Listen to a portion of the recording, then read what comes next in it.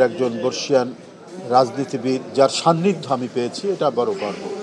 আর উনি পেয়েছেন এদেশের বরেণ্য নেতৃবৃন্দে মাওলানা আব্দুল হামিদ খান ভাসানী, মজলুম জননেতা, স্বাধীনতার ঘোষক শহীদ রাষ্ট্রপতি জিয়াউর রহমান এবং গণতন্ত্র পুনরুদ্ধারের নেত্রী দেশনেত্রী বেগম খালেদা জিয়ার সহকর্মী এবং তার সান্নিধ্যে এই রাজনীতিবিদ গড়ে উঠেছেন।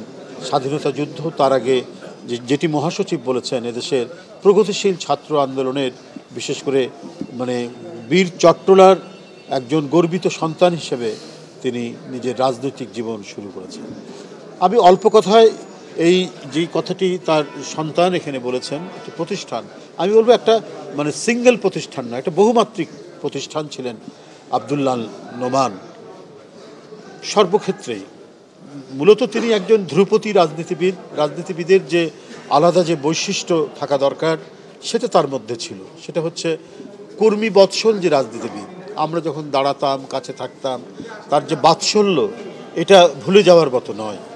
যেন সন্তানের বাৎসল্য দিয়ে আমাদের মতো কর্মীদেরকে তিনি লালন পালন এবং তার আশীর্বাদ থাকতো সবসময়।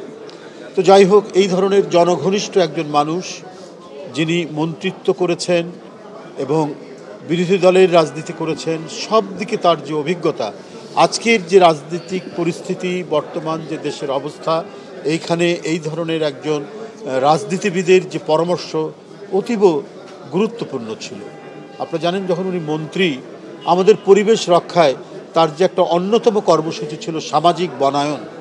সেই সামাজিক বনায়ন কর্মসূচি যে কত ইতিবাচক একটি কর্মসূচি ছিল, একটি এটা পরিবেশকে রক্ষা করার জন্য যে এটি একটি যে কত ইতিবাচক একটি কর্মসূচি, সে বললেন পোলট্রি এবং অন্যান্য বিষয়।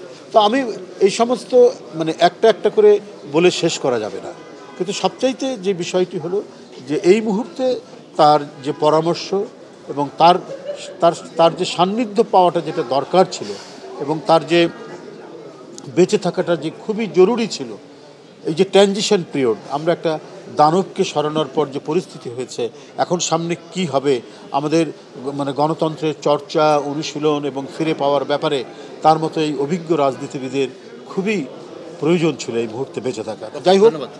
যাই হোক, আমি তার আত্মার মাগফিরাত কামনা করছি।